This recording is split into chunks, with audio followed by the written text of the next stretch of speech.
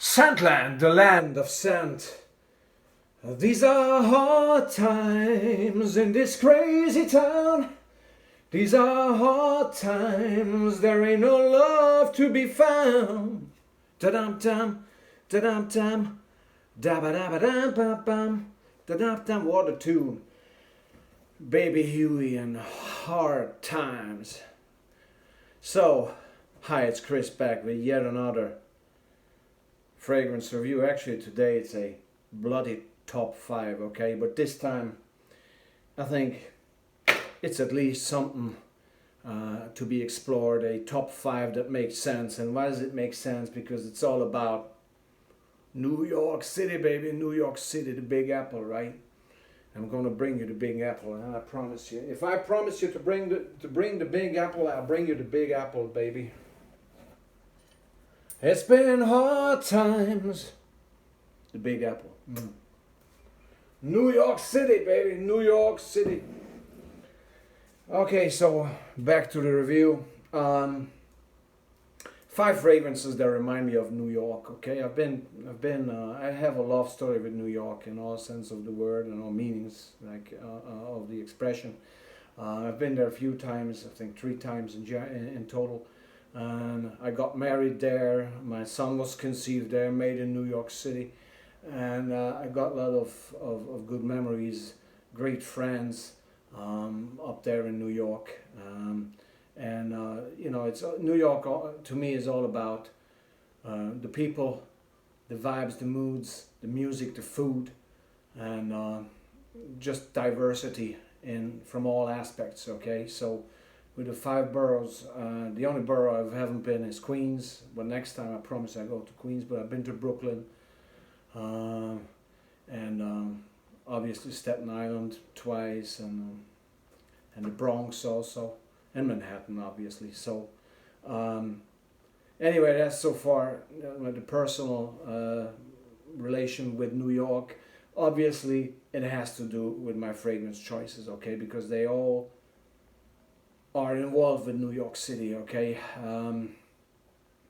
And let's start, okay, on spot number 5. No particular order here, okay. It's a niche fragrance, New York Intense, okay, by Parfum de Nicolai. And this is just, I reviewed this on the viewing platform of the Empire State overlooking New York, you know, the skyline, the Manhattan skyline.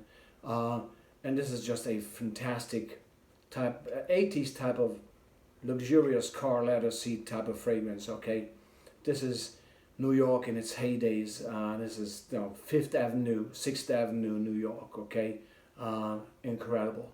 I just love this to bits. A great, luxurious, urban smelling New York type of fragrance. So this time they nailed it.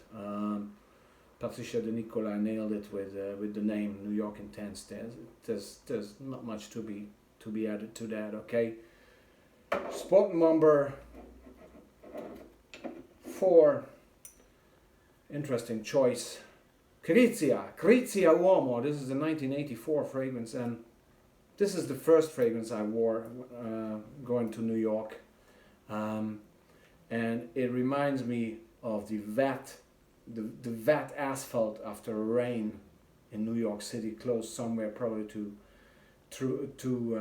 Central Park, maybe, because it has this piney, woody aspects to it, but somehow it's very urban still. So it could be a smaller park. Doesn't have to be the fancy Central Park. Okay, so it has this nice piney touch together with this vat asphalt sort of scenario. And it's herbal, and it's a bit of patchouli as well. So you get the 70s, 80s New York vibe definitely in this. And since I have great interest in the mob, the mafia related to the history of New York City, this totally evokes those profiles, those guys that have been roaming around at those times back in the 70s, 80s in New York. You know, the mobsters, the made man, you know, the good fellas, if you will.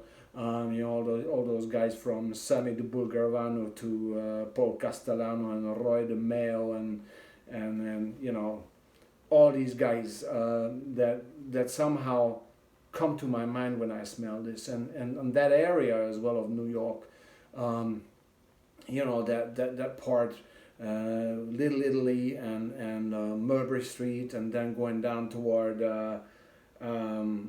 Chinatown, that part of the city, okay, somehow. But maybe again, it's because this is the fragrance that I wore when I was first in that neighborhood, okay. But still, I think it fits very, very well anyway. Another New York themed niche fragrance, Flashback in New York. What a fantastic fragrance this is. And this is supposed to be evoking New York in the winter time, which I didn't really experience. But I used this and I reviewed this on 6th Avenue in New York. And this is a warm, embracing fragrance that gives you the coziness of New York. You know, the restaurants, the bars, the you know, the places, the clubs, and it gives you that sensation.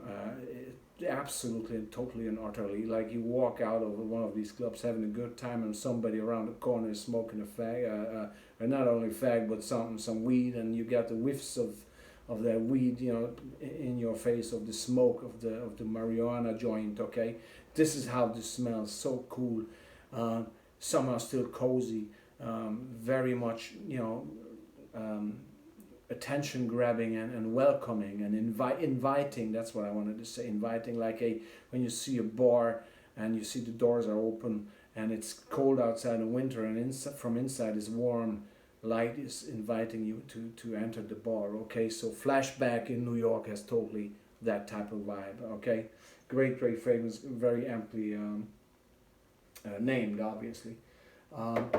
Spot number 2, fragrance that I reviewed here.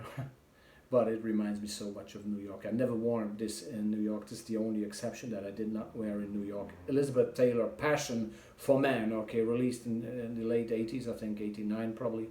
This is just, I have this on here. It has such a nice lavender and spice combination, some sweet cinnamon. It's so urban, so elegant, yet so easygoing, so not pushy, so somehow naturally lingering and charming, this fragrance. Okay, it's extremely seductive in my opinion, one of the most seductive fragrances. This sucks you in, okay, like the city of New York. New York, if you enter it and if you're open to it, to its diversity, and the good sides, the bad sides, the rough sides, the luxurious fancy sides, if you're willing to open your heart and mind and soul to the city, it will suck you in with its incredible and versatile and colorful vibes and moods. Okay, same thing here.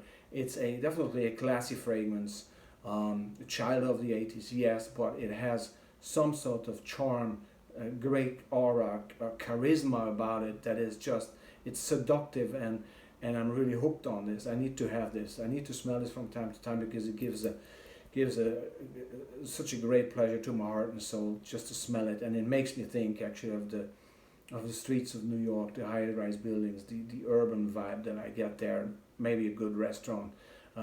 So Elizabeth Taylor, passion for New York in my case. Okay, and last but not least, my wedding day fragrance that represents the tremendous diversity of New York to the utmost. Yop, what about Adam? Okay, Adam. Who bit in the big apple or the small apple from the tree? Adam. It was Adam, yes.